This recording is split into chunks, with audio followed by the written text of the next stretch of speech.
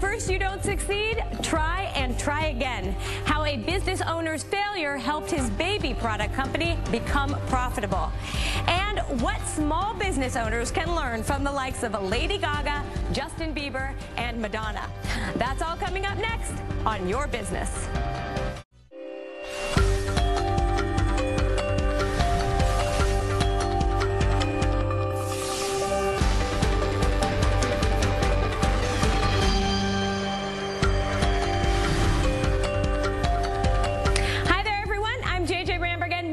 Your Business, where we give you tips and advice to help your business grow. For serial entrepreneur Michael Diamond, starting a business came naturally, but sometimes having a great idea isn't enough. After starting 2 technology companies in the 90s, Diamond learned the hard way about the importance of having the right business partner and how timing can mean everything. After this resilient entrepreneur started his 3rd business, a baby lifestyle brand, he was ready to hop, skip, and jump ahead of the competition.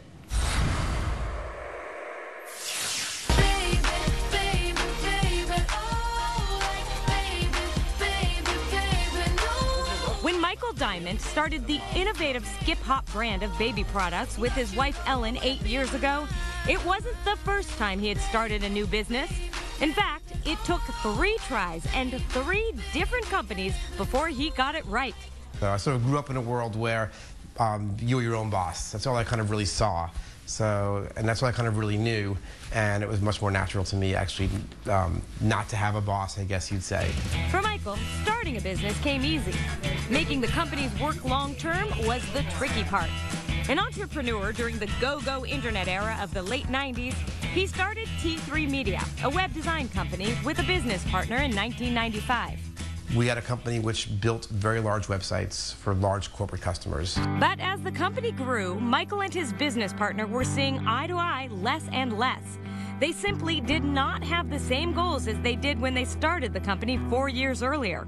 We sort of began to disagree on the rate of growth we wanted to pursue, or the way we wanted to pursue it. I'm a very much a growth kind of person. I like to, reach for the next opportunity. Although it was bittersweet, Michael left T3 Media to pursue his next big idea. Money was plentiful in those days, and Michael had no trouble raising capital to launch his newest brainchild. So in 1999, I started a company called iClips. And unlike my first company, this was really a real venture-backed business. We followed that more traditional VC route. We raised significant amounts of money.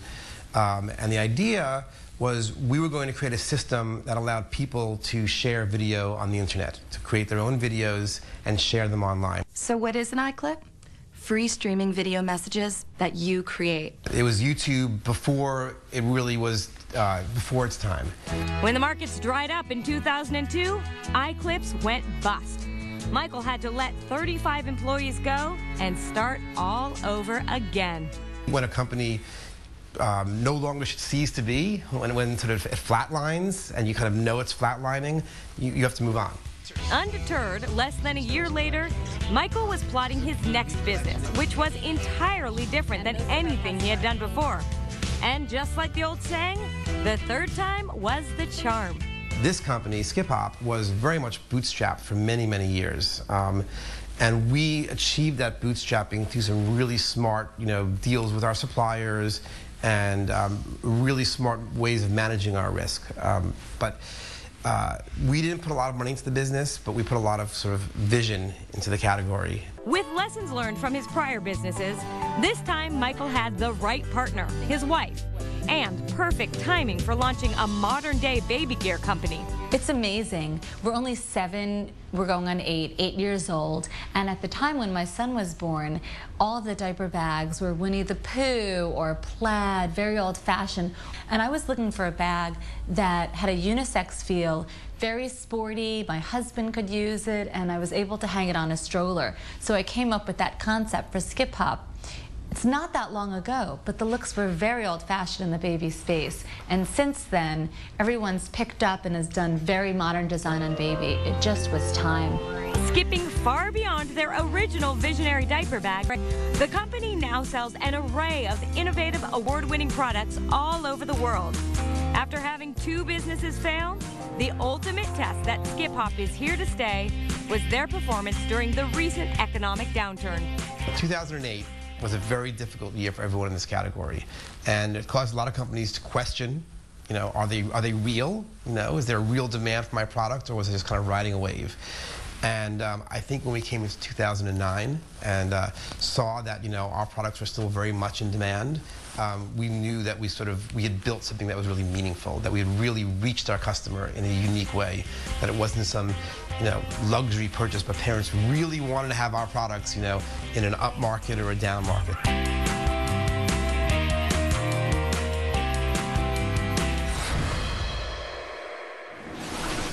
When a small business doesn't work, it can certainly be devastating, but as we just saw, it can also be a great learning experience to build from. Let's turn to this week's board of directors for their thoughts. Phil Davis is a serial entrepreneur who has started 3 businesses. His most recent addition is a restaurant called Phil the Fire. Jen Groover is also a serial entrepreneur. She's launched 3 businesses as well. Jen's also the author of the book What If and Why Not. And Alfred Edmond is the multimedia editor at large for blackenterprise.com. Great to see all of you. Thank you for having me. All right, so Phil, you kind of reopened one of your first businesses, but you did see a failure in your business, and that's what you think makes you a success now, correct? Absolutely. I had 7 years to think about what I could do differently when Phil the Fire closed back in 2004, but I also had to reinvent myself in that process. So I had to distinguish between defeat and failure, between my emotions and my passion, and between who I am and what I did. And through that process, I was able to bring Phil the Fire back stronger, better, and do the things right when I was given the chance to take a second bite at the apple. I think what you just said is so interesting, this idea of distinguishing about emotions and passion, because that's the only way you can learn, right? I mean, that's your book, What If and Why Not, tells people to just go for it. Right. So a lot of it is always following your passion, but knowing also when the timing is right. And the circumstances are examples right now where sometimes the timing's not right. So it takes you to step back out of your emotions, reflect what worked, why it worked, and what wasn't working, and coming back and always reevaluating and reinventing yourself. Being an entrepreneur is about being a person who's willing to evolve constantly, reinventing yourself and recreating. As the time changes, we have to change and be nimble. And Michael Diamond, what I love about this piece is that he's kind of a true entrepreneur. He said, I can't imagine working for someone else, but he had tech companies, and now he has a baby company. Well, if you're an entrepreneur, you're an entrepreneur all the time. And one of the things that I was told very early in life that I repeat a lot is the road to heaven is paved through hell. And what I took that to mean is every negative experience you had was necessary. You had to have that experience to equip you for when you got to that point of really getting it right. So I submit that if he didn't have those earlier failures, he would not have recognized the opportunity, and he couldn't have made his current business a success. And Phil, in your personal experience, do you think you had to fail in order to succeed? Oh, absolutely. One of the things about the failure process is that it forces you to dig deep, and I dug really deep into myself, and I came out on the other side stronger, more determined, but more importantly, I had wisdom, and I had the gray hairs to prove it, that I had actually been through the fire and come out okay. Where'd those gray hairs go? Wait, how did you get yourself, though, to have sort of the stamina, the ambition to do it all again after you failed?